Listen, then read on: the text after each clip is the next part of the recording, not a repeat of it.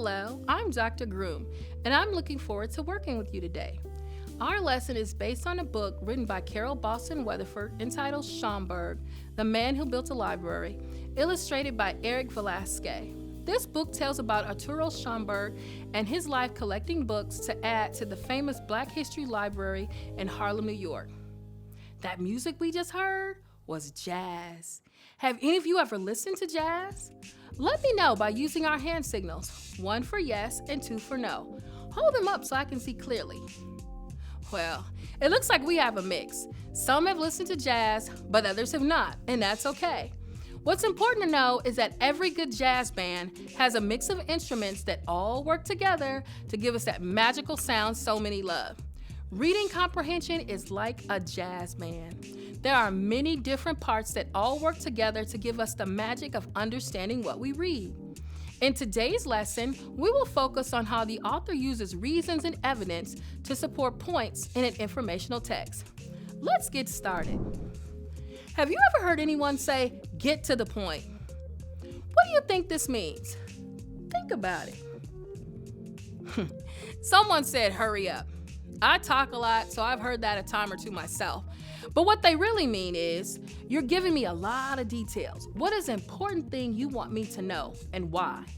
The author adds details to make reading interesting or to give us background so we can better understand the text. In some kinds of informational text, the author is trying to make a point, which means to tell us something he or she thinks is important. When an author wants to make a point, they back it up with reasons and evidence. Understanding how authors use reason and evidence to support points in a text can help us learn how to back up our own points. In today's lesson, we will practice finding the author's point and the evidence and reasons the author uses to support her point. I will begin by modeling or showing you how. Arturo Schomburg was born January 24, 1874 in Puerto Rico and is regarded as an important figure in the Harlem Renaissance. He was a writer, activist, and collector who promoted awareness of great contributions from African Americans. Our text tells us more about his life. This is page 10 of Schomburg, The Man Who Built a Library. Frederick Douglass. As Arturo fanned the pages of Frederick Douglass's narrative, it was as if a breeze carried him to the riverfront plantation where sailboats first defined freedom for young Frederick. Like Arturo, Frederick loved the written word. He even broke the law against slaves learning to read. As Frederick escaped bondage, Arturo followed his trail from Maryland all the way to Massachusetts. And when Douglass roared against slavery, his speeches, agitate, agitate, agitate, awoke Arturo to the power of the pen. With that aim, Douglass had rallied the abolitionist cause, winning pledges of support and thunderous applause. Arturo scanned Douglass's anti-slavery newspaper, the North Star. So, the author writes that Douglass loved the written word. This means he was very interested in books, newspapers, anything he could read or write. This graphic organizer can help us identify the author's point as well as evidence or reasons. Douglass loved the written word. This is the author's point. Let's add that to the graphic organizer. When an author makes a point, she or he gives evidence to support the point. I found 3 reasons or evidence of this in the text. Douglass learned to read, even though it was against the law, is 1 point. Douglass wrote speeches. That's another point. Douglass published the North Star newspaper. This is our completed graphic organizer with evidence that supports the point the author is trying to make. Specifically, Douglass loved the written word. Now, it's your turn. Let's read what Carol Boston Weatherford wrote about the man who freed the people of Haiti and started the first country ruled by former slaves. This is page 12 of Schomburg, The Man Who Built a Library. Revolutionaries. As Schomburg's search went on, he brought not only books but also art, letters, prints, and rare African cameos. His was a war to combat ignorance and shatter lies. He needed an arsenal for that. From the past, Arturo enlisted an army of exemplars. His boyhood hero was Toussaint Louverture, leader of the revolt that liberated slaves in Haiti. Later, Arturo purchased military orders signed by Louverture himself. A freed slave with property and money, he risked all to join a slave revolt. Just a generation after American independence, Louverture led a revolution that lasted 12 years and cost thousands of lives. His troops fought off first the French, then the British, and finally the Spanish before victory was won and a black republic born, Haiti. For colonies and countries founded on slavery, the Haitian Revolution was a hurricane. Whispers of Louverture made slaveholders shudder.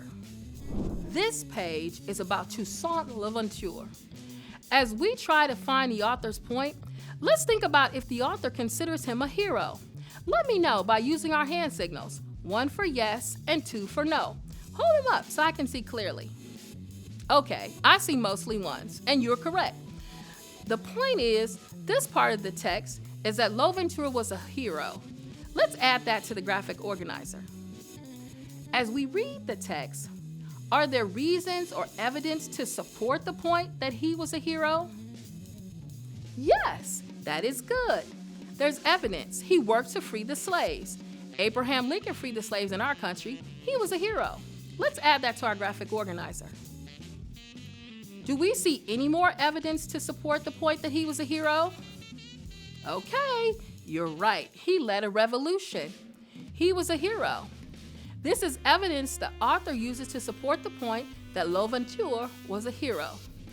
Let's see if we can find more evidence that Louverture was a hero.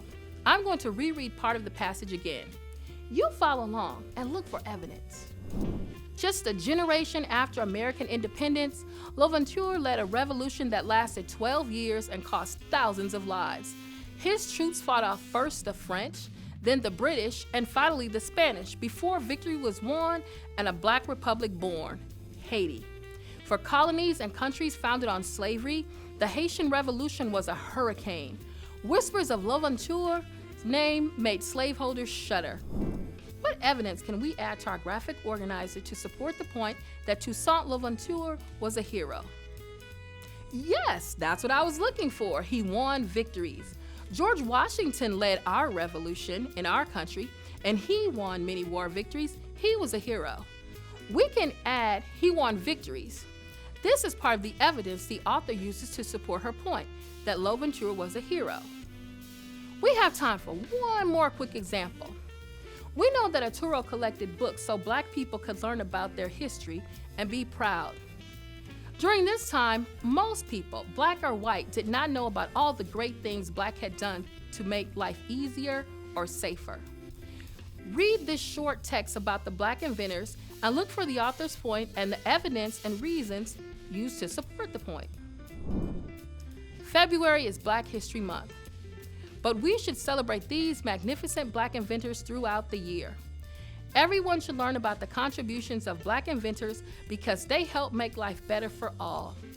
Lewis Lattimore invented a special part of the light bulb that helped it last longer.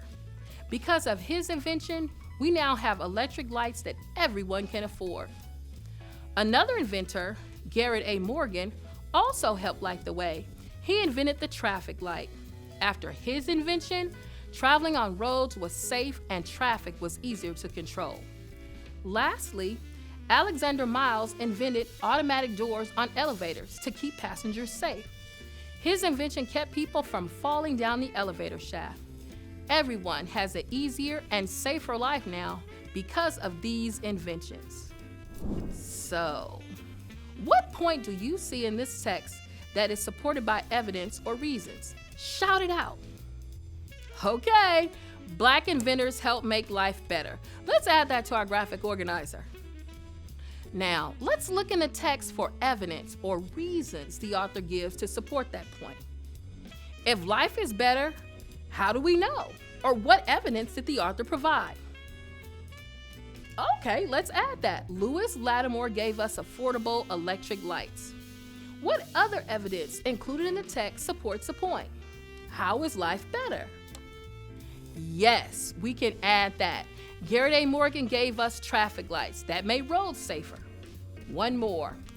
Look for another way Black inventors help make life better. Shout it out.